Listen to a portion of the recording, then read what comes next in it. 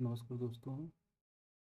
IPS RRB scale 1, scale 2 और scale 3 के लिए ये वीडियो है। तो जो लोग मेंस एग्ज़ाम क्वालिफाई कर चुके हैं उनको इस वीडियो से काफ़ी हेल्प मिलने वाली है, क्योंकि जिनका भी इंटरव्यू होगा उन सभी के लिए ये वीडियो देखना बहुत ही ज़रूरी है। आपने मेंस एग्ज़ाम क्वालिफाई कर लिया है और इसके पहले आपने प्री एग्ज़ाम क्वालिफाई किया, और फिर बात करते हैं इंटरव्यू की। तो इंटरव्यू बहुत ही इम्पोर्टेंट पार्ट है, वेरी इम्पोर्टेंट पार्ट, क्योंकि मेंस के बाद सबसे मेन फोकस स्टूडेंट का इंटरव्यू पर ही होता है। तो सबसे पहले इसमें हम बेसिक से लेकर के और लास्ट तक सारी चीज़ें बताने की कोशिश करेंगे कि क्या क्या चीज़ें इंटरव्यू के पहले तक करनी चाहिए और इंटरव्यू के समय क्या क्या तैयारी करनी चाहिए। ठीक है, तो शुरू से लेकर के लास्ट तक इसके बारे में जानने की कोशिश करेंगे। सबसे पहले यहाँ पे जानेंगे हम लोग इंटरव्यू कंडक्ट कौन कराएगा। जैसे हम लोग बात करते हैं RRB की। RRB में अगर हम बात करें तो इंटरव्यू जो है वो नाबार्ड और IBPS मिलकर दोनों करवाते हैं। नाबार्ड के कुछ अधिकारी होंगे और IBPS के द्वारा अपॉइंट किए गए कुछ अधिकारी होंगे। मोस्टली वो बैंक के ही लोग होते हैं जो इंटरव्यू बोर्ड में बैठते हैं। तो ये पैनल होता है, जो ये पैनल जिसमें 5 to 7 लोग मैक्सिमम हो सकते हैं, और कभी कभी 3 लोग भी हो सकते हैं अगर हम बात करें। तो चलिए इसमें बताते हैं कि इंटरव्यू के मार्क्स के बारे में सबसे पहले जान लेते हैं। 100 मार्क्स का ये होता है, 100 मार्क्स का, जिसमें नियर अबाउट अगर 75 प्लस नंबर आ जाते हैं तो बहुत अच्छी बात होती है। सिलेक्शन का चांसेस और ज़्यादा बढ़ जाता है, क्योंकि और भी चीज़ें डिपेंड करती हैं मेंस के मार्क्स पर। मेंस का मार्क्स जितना ज़्यादा अच्छा रहेगा उतना ज़्यादा आसानी रहेगी। और सबसे मेन बात ये है कि यहाँ पे इंटरव्यू में मिनिमम 40% मार्क्स कैंडिडेट को लाना ही लाना होता है, इससे ये क्वालिफाइंग ही होगा। इससे ज़्यादा भी तभी ला पाएंगे जब अच्छे से तैयारी करेंगे। तो इतना तो आपको लाना ही लाना, अदरवाइज इसमें भी लोग फेल हो जाते हैं। और फाइनल मेरिट बनाने के लिए जितना ज़्यादा से ज़्यादा वेटेज आपका होगा दोनों का, मेंस का और इंटरव्यू का, उतना ही ज़्यादा अच्छा रहेगा। तो ये 100 मार्क्स का होता है। और SC ST PWD के लिए जो कि 35% मार्क्स हैं, क्वालिफाइंग मार्क्स हैं। इसके आगे जानते हैं हम लोग दूसरा सबसे मेन पॉइंट है यहाँ पे, वेरी इंपॉर्टेंट, बहुत इंपॉर्टेंट पार्ट है डॉक्यूमेंट का। तो डॉक्यूमेंट की अगर हम बात करें, डॉक्यूमेंट में क्या क्या चीज़ें ज़रूरी होती हैं, क्योंकि मोस्टली अगर डॉक्यूमेंट पहले से रेडी नहीं है तो हड़बड़ी में बहुत सारे लोग बहुत सारी गलतियाँ करते हैं। जल्दी जल्दी में डॉक्यूमेंट अरेंज करना, बहुत से लोगों का अरेंज नहीं होता है, कुछ डॉक्यूमेंट नहीं होते तो परेशान होते हैं, जिससे उनका पूरा इंटरव्यू जो है वो बेकार चला जाता है, इंटरव्यू नहीं हो पाता सही से। तो ये एक प्रेशर होता है, इस प्रेशर को दूर करने के लिए सबसे ज़रूरी है कि सबसे पहले से ही अपने सारे डॉक्यूमेंट को अच्छे से तैयार करके रखें, ताकि इंटरव्यू के समय आपका कोई भी डॉक्यूमेंट मिस ना होने पाए।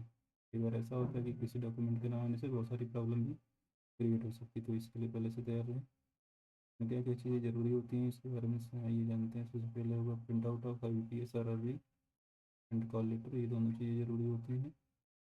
तो कॉल लेटर आपके पास हो जो इंटरव्यू के लिए आया हुआ है, उसके बाद IBPS का जो प्रिंट आउट है फॉर्म भरते समय, या एक फॉर्म आता है लिंक के लोग जारी करते हैं, उस फॉर्म को डाउनलोड करके ले जाना पड़ता है इंटरव्यू से पहले। तो जैसे ये इस प्रोसेस होता है, SBI वगैरह का भी प्रोसेस होता है। अगर फॉर्म वो लोग डाउनलोड करने के लिए बोलते हैं तो डाउनलोड करने का लिंक भी प्रोवाइड करते हैं, और कॉल लेटर साथ में ले जाना पड़ता है। कुछ फ़ोटो की ज़रूरत होंगी, जो कि आपने अप्लाई करते समय लगाई थी, तो ऐसे ही कुछ फ़ोटो भी अपने पास रखें, ज़रूरत पड़ने पर काम में लाया जा सकता है। Application form, proof of date of birth, तो 10th की मार्कशीट होती है इसमें जो यूज़ करते हैं, उसी से ये लोग डेट निकालते हैं।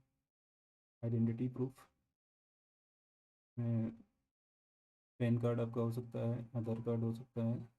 ID प्रूफ में आपका marksheet of qualification and other related document, marksheet जैसे कि high school, 10th, graduation, post graduation अगर दिखाया है तो उनकी मार्कशीट, और उसे लोगों ने जितनी भी क्वालिफिकेशन दिखाई है तो उसको अपने पास रखना पड़ेगा, और इनकी डिग्रियां भी अपने पास रखना पड़ेगा, इन सर्टिफिकेट की।